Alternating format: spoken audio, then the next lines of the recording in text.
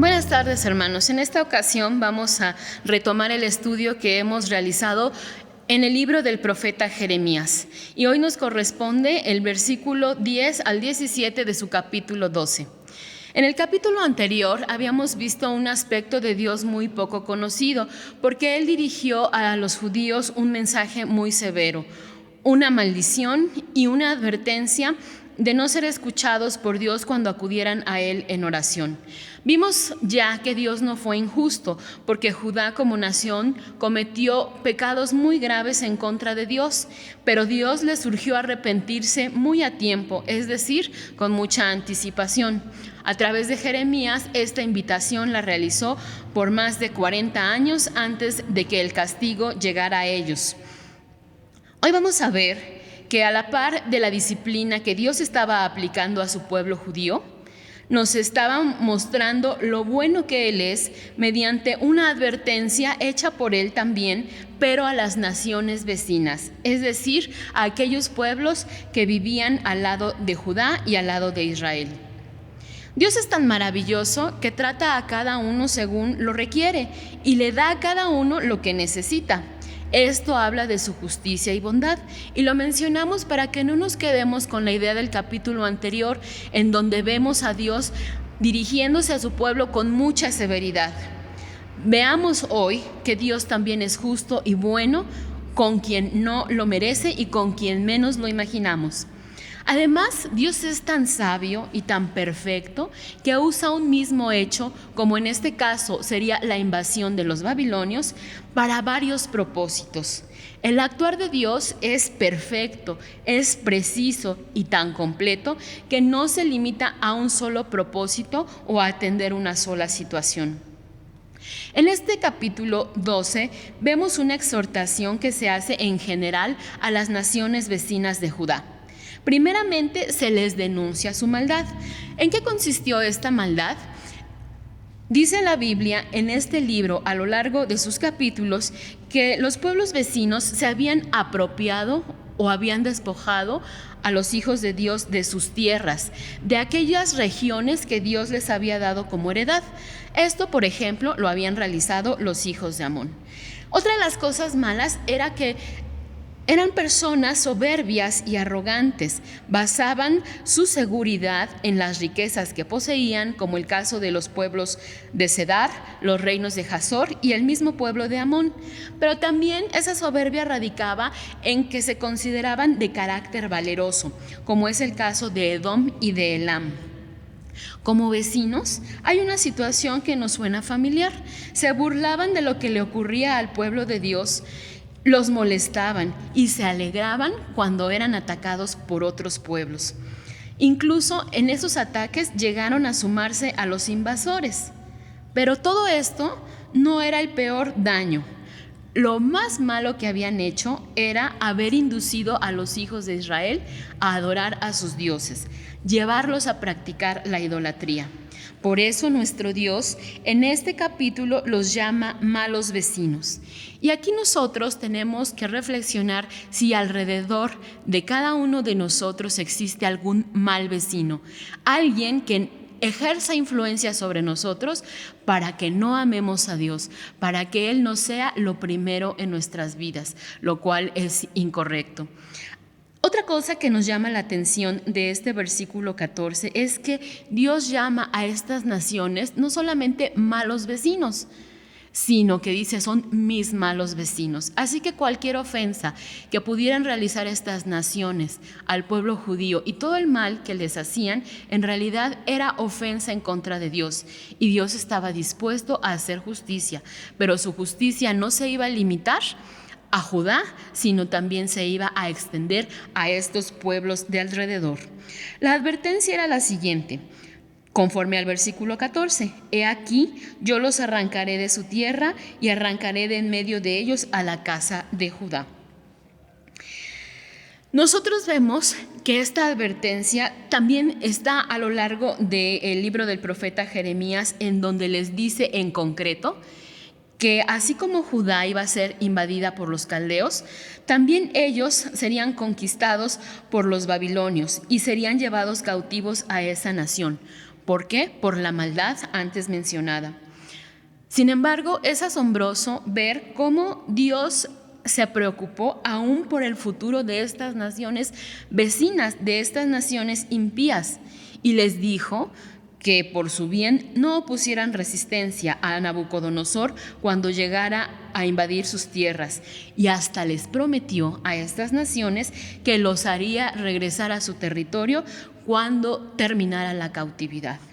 En esto vemos cómo Dios muestra su misericordia a favor de las personas que menos lo merecen, a favor de quienes no lo imaginamos, incluso a favor de aquellas personas que son tan malvadas que nosotros podríamos asegurar que no merecen la misericordia de Dios, porque precisamente en eso consiste la misericordia, darte lo que no mereces. Pero otra cosa interesante es que este mensaje, esta advertencia de destruirlos si no cambiaban sus caminos, Dios se las hizo llegar de una manera formal. Primero les dio la oportunidad de arrepentirse, les prometió tener de ellos misericordia, y esto se los mandó decir a través de los embajadores que estas naciones habían enviado a Jerusalén. Como hoy en día se usan los medios diplomáticos para que los vecinos o las naciones extranjeras tengan representación en todos los pueblos, en aquel entonces estas naciones tenían embajadores o representantes en Jerusalén, y a ellos se les hizo llegar este mensaje claro y directo por parte de Dios a través de Jeremías. Nuevamente en esto vemos cómo Dios muestra su gran bondad hacia estas personas que podríamos nosotros considerar eran de lo peor. Para asegurar la veracidad del juicio, Dios les decía que estas naciones no iban a ser exentas de esa invasión que llegaría por parte de los babilonios. Y si Judá no había sido librada del castigo que iba a venir, mucho menos lo serían ellos a causa de su maldad. Tal como lo acabamos de leer en el versículo 14, si bien Judá iba a ser arrancada de en medio de estos pueblos, ellos también iban a ser afectados por la invasión. Y esto porque Dios es el juez de toda la tierra. Él mira a los justos y a los injustos. Dice el versículo siguiente que después de que hubiese arrancado tanto a unos como a otros, iba a tener misericordia de ellos y haría volver a cada uno a su heredad y a cada cual a su tierra. En esto vemos el gran favor de Dios, el gran amor de Dios, que sería motivado por su misericordia mostrada hacia esos malvados vecinos que merecían un trato severo por parte de Dios, pero aún así les hace la promesa de volverlos a sus tierras, de permitir que regresaran a poblar aquellos lugares en donde habían vivido. Pero nos asombra todavía más el contenido de los siguientes versículos, porque la misericordia de Dios no se limitó a esa promesa de hacerlos regresar a su tierra a su tiempo. Dice que se extendió al grado de que les ofreció que podían ser parte del pueblo de Dios. El versículo 16 dice lo siguiente: y será que, si cuidadosamente aprendieren los caminos de mi pueblo para jurar en mi nombre, diciendo, vive Jehová, así como enseñaron a mi pueblo a jurar por Baal, ellos serán prosperados en medio de mi pueblo. Este versículo dice que estas naciones malvadas podían regresar de sus malos caminos para andar ahora en lo que Dios había establecido para su pueblo como leyes, e incluso podrían en adelante jurar en el nombre de Dios, amando a Jehová como su Dios. Y esta es una gran oportunidad para ellos, porque después de haber hecho cosas malas, de no haber conocido al Dios verdadero y de recibir por parte de Dios lo que merecían sus hechos, había todavía una oportunidad de hacerles poblar su tierra, pero también de hacerles parte del pueblo de Dios. Esto tendría que ser considerado por aquellos pueblos y aprendido de una forma cuidadosa. Dice este versículo que los pueblos de alrededor habían enseñado al pueblo judío a andar en la idolatría y a adorar a dioses falsos. Pero si querían ser parte del pueblo de Dios, en lo futuro debían abandonar a esos ídolos y debían ser diligentes y sinceros en su devoción al único Dios verdadero. Esto es lo que significa que tendrían que ser cuidadosos y aprender cuidadosamente los caminos señalados para el pueblo de Dios. Con todo lo malo que habían hecho, estas naciones vecinas podían pasar a ser parte del pueblo de Dios y gozar de esta y más bendiciones que Dios da a sus hijos, siendo prosperados, como dice la parte final de este versículo. Vemos que se trata de una oferta grandiosa, una oferta que nadie merecía, pero como tal podía ser aceptada o podía ser rechazada. Y Dios, en el versículo siguiente, que es el 17, les advierte que de rechazar esa invitación serían arrancados de raíz y destruidos. ¿Y en qué nos sirve a nosotros esta lección que Dios nos da a través del capítulo 12 que estamos revisando? Porque es parte de la historia de los pueblos que vivían alrededor de Judá y de los judíos, pero a nosotros nos presenta una utilidad al considerar que nosotros somos parte de esos malos vecinos. ¿Por qué? Porque nosotros no somos descendientes directos de Abraham en cuanto a la carne. Sin embargo, Dios hizo un pacto con Abraham que abarcó a todas las naciones de la tierra, fueran o no descendientes directos de él. A los hijos de Israel les parecía, y todavía hoy les parece difícil, comprender que Dios tiene planes para toda clase de gente, en la que estamos nosotros. Hemos visto en los estudios de los jueves cómo es que cuando los hebreos partieron de Egipto en libertad, muchos extranjeros se unieron a ellos, porque eran tan grandes las maravillas que Dios había hecho a través de los egipcios, que estos pueblos extranjeros no podían resistirse a emprender una nueva vida al lado del único Dios que había mostrado su poder y que había manifestado que Él es el verdadero Dios, no como los ídolos que adoran otras naciones. De esta manera se cumplió el propósito de nuestro Dios a través de los egipcios de darse a conocer como el único Dios verdadero en toda la tierra. A nosotros, Dios también nos permite formar parte de su pueblo, aunque no tengamos la sangre de Abraham. Dice la Biblia que nos da la oportunidad de llegarnos a Él para ser parte de sus hijos. Isaías es uno de los profetas que anticipó que entre el pueblo de Dios se iban a contar muchas personas que no eran descendientes de Jacob o de Abraham según la carne.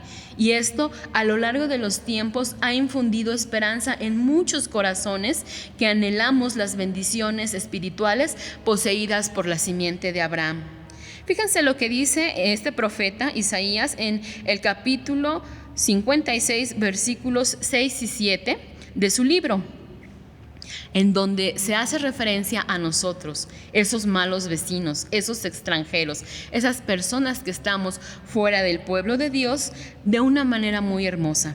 Dice: y a los hijos de los extranjeros que se allegaren a Jehová para ministrarle, y que amaren el nombre de Jehová para ser sus siervos, a todos los que guardaren el sábado de profanarlo y abrazaren mi pacto, yo los llevaré al monte de mi santidad y los recrearé en mi casa de oración. Sus holocaustos y sus sacrificios serán aceptos sobre mi altar, porque mi casa, casa de oración, será llamada de todos los pueblos.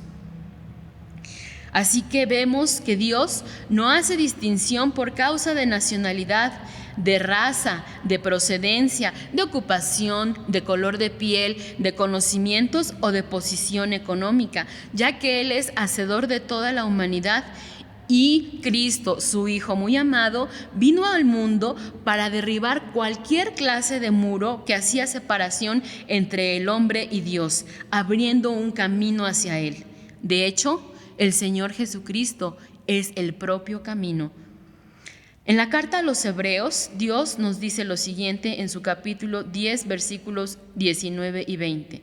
Dice que tenemos libertad para entrar en el santuario por la sangre de Jesucristo, por el camino que Él nos consagró nuevo y vivo, por el velo, esto es, por su carne. Más adelante, San Pablo escribiría por inspiración divina que en Cristo no hay griego ni judío, circuncisión ni incircuncisión, bárbaro ni cita, siervo ni libre, mas Cristo es el todo y en todos. Aun cuando a los judíos se les confirió inicialmente el conocimiento del único Dios verdadero y se les permitió formar parte del pueblo a través del cual vino el Salvador del mundo, muchos forasteros, extranjeros, extraños o advenedizos, como nos llama la palabra de Dios, a lo largo de los tiempos, por gracia de Él, hemos aprendido a amarle no solamente como nuestro Creador, sino también como nuestro Redentor. Y a lo largo de la historia, muchos conversos del paganismo, también por la gracia de Dios, han sido convertidos al pueblo de Dios para ser israelitas espirituales, amando al único Dios verdadero que nos ha dado a su único Hijo como nuestro Salvador.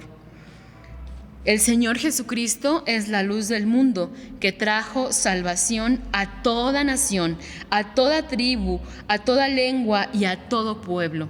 En esto nosotros vemos que el plan de salvación trazado por Dios es bastante amplio para abarcar al mundo entero y a los hombres de todos los tiempos. Y de varias maneras Dios se revelará a aquellos que no son descendientes de Abraham según la carne, quienes podremos poner nuestra fe en aquel que se dio a sí mismo en rescate por todos, por ellos, los judíos, y por nosotros.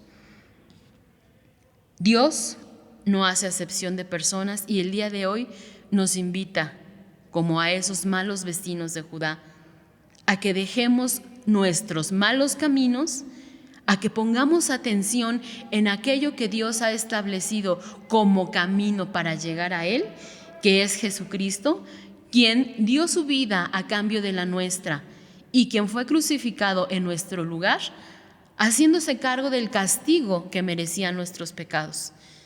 Y nos llama a que pongamos atención en este gran hecho de amor que no tiene comparación, a través del cual Dios nos muestra que ha tenido misericordia de nosotros, para que creyendo en Cristo tengamos salvación, tengamos vida eterna y seamos prosperados como el pueblo de Dios.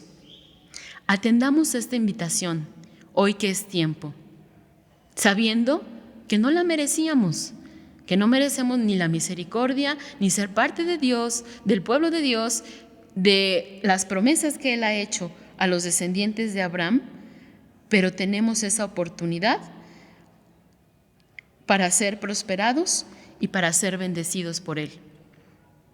Si no hemos hecho nosotros una decisión por Cristo, este es el momento de poder abandonar nuestros malos caminos y allegarnos a Dios para ser parte del pueblo de Él. Dios bendiga la exposición de esta palabra. Amén.